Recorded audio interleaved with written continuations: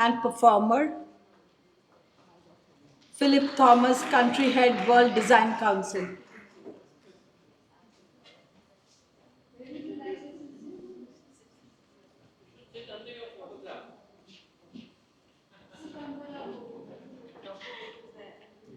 Over to you, Dr. Venu.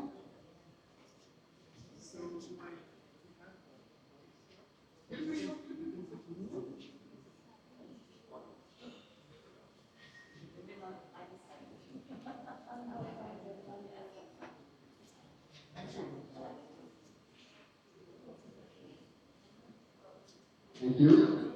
Ladies and gentlemen, the first session of a very interesting and very packed afternoon.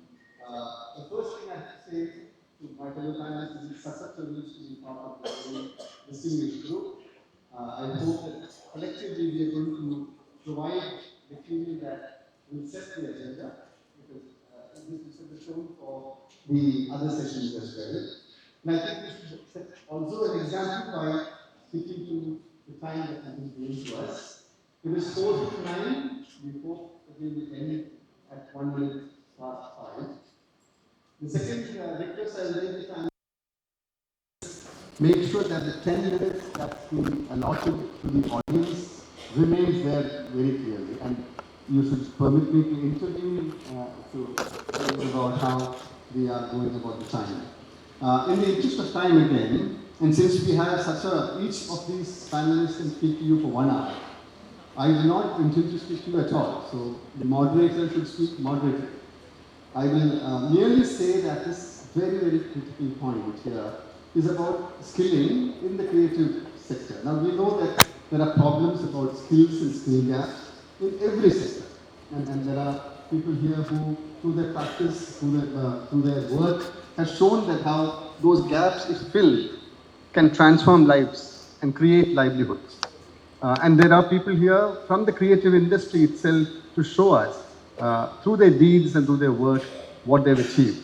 But what is more important perhaps to the audience is the learnings that you've brought, from the practice that you've had. So may I first request the first round, when I move the mic around, may I request each of you to talk about your vision or philosophy, your takeaway from the work you've done, restricting yourself to 2 minutes each.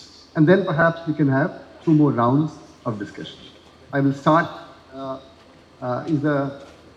you going to decide on the first person, the first speaker? No, I think they have. Yeah.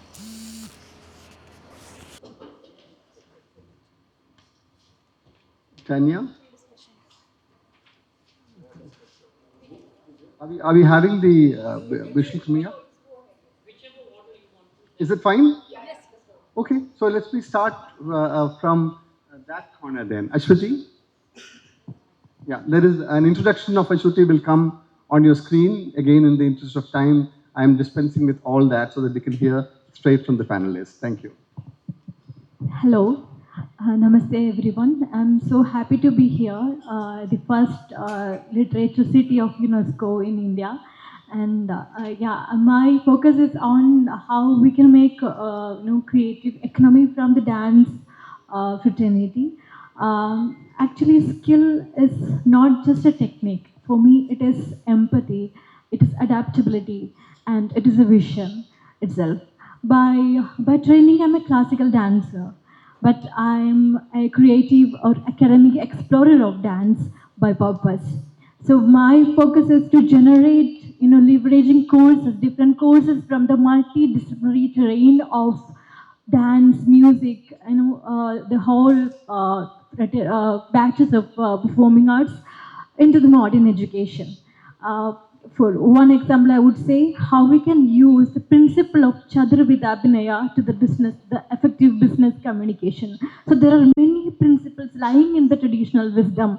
We can actually, contribute to the global growth of economy. So that is my area. And myself, Ashwati Rajan. Currently, I'm Director of Indian Knowledge Systems at Rajagiri College of Social Sciences. And also, I'm running a platform called Padma Foundation that is focusing on cultivating new age courses of art. Thank you, Ashwati, for that very crisp introduction of your practice and your vision. May I now call upon Sadhana Rao for 2 minutes? And we all know Sadhana, writer, curator, somebody who's been working with a lot of different organizations, including FICCI. Over to you, Sadhana ji. Good afternoon and thank you for that introduction. You know, in the cultural world, the dominant themes are talent and creativity. When this world intersects with, and there are various convergence points with commerce and industry, while they all don't belong to the same DNA, they are a part of a complex matrix. And as a practicing researcher, it is skill and skilling which is the connective thread which brings this entire concentric circle together. I'll quote an example. In Switzerland, the education policy has taken on that skiing and swimming is a compulsory part of the education program.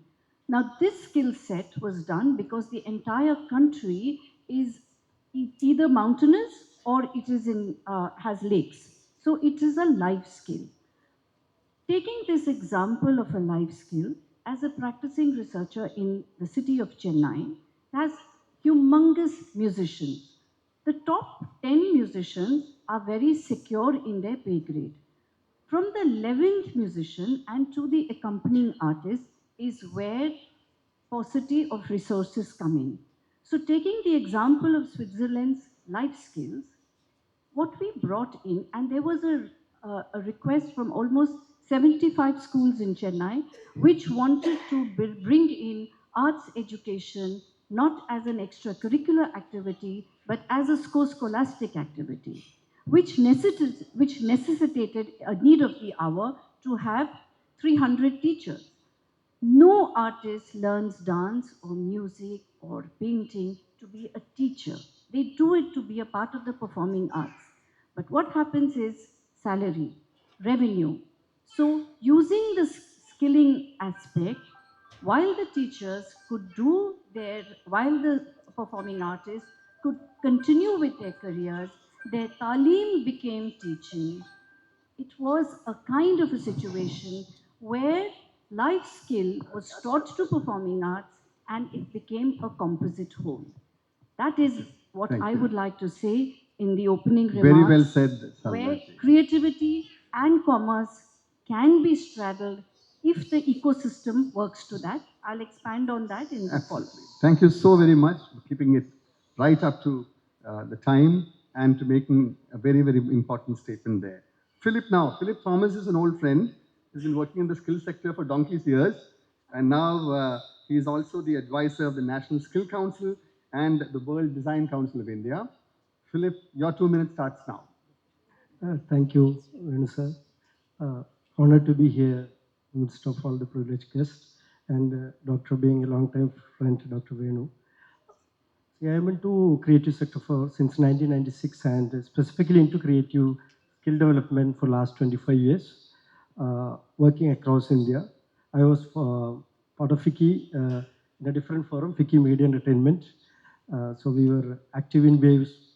Sanjay ji was mentioning Waves and Indian Institute of Creative Technology, all those things. So, and also, I have worked both on the school level as well as on the higher education side in the same domain, creative skills. So, being from Kerala and working in Kerala for almost 3 decades, my observation is this, I'll make it in short.